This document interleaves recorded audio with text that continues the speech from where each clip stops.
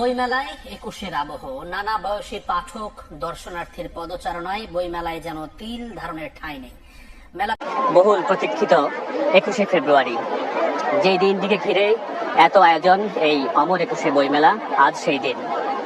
বহু ত্যাগ, সংগ্রাম, ইতিহাস গায়ে জড়িয়ে পৃথিবীর হাজার হাজার ভাষার ভিড়ে বাংলা ভাষা এক অনন্য, অপ্রতিম।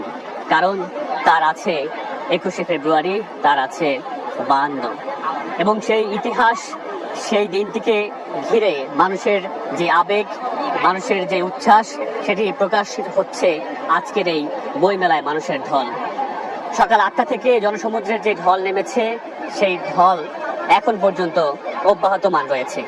আমরা দেখেছি বইমেলা যারা এসেছেন সেখানে নানা বয়সী মানুষ আছেন, তবে বরাবরই তারুণ্যের দখলে থাকে বইমেলা, এবারও তার ব্যতিক্রম নয়। ছেলেরা যারা এসেছেন তারা কালো রঙের শাড়ি পরেছেন, তারা কালো রঙের পাঞ্জাবি পরেছেন, মেয়েরা এসেছেন কালো রঙের শাড়ি পরে, এবং তাদের এই পোশাকের মধ্য দিয়ে ২১শে চেতনা, ২১শে শোককে তারা ধারণ করার চেষ্টা করছেন। আমরা যদি একটু বই বিক্রির কথা বলি, আমরা প্রকাশকদের কাছে কথা বলেছি, তারা বলেছেন এই দিনটির জন্য তারা সারা মাস ব্যাপী অপেক্ষা করে থাকেন।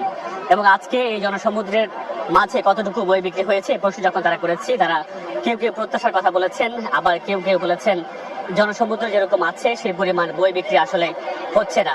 তবে বই বিক্রি যতটুকু হয়েছে তার বাইরে এই মানুষের যে জনসমুদ্রে মানুষের যে আগমন, সেই আগমনকে ঘিরে আসলে এই সাংস্কৃতিক মিলন মেলার কথাই বলছেন। এই ছিল প্রাণের বইমেলা থেকে আমার কাছে সবশেষ।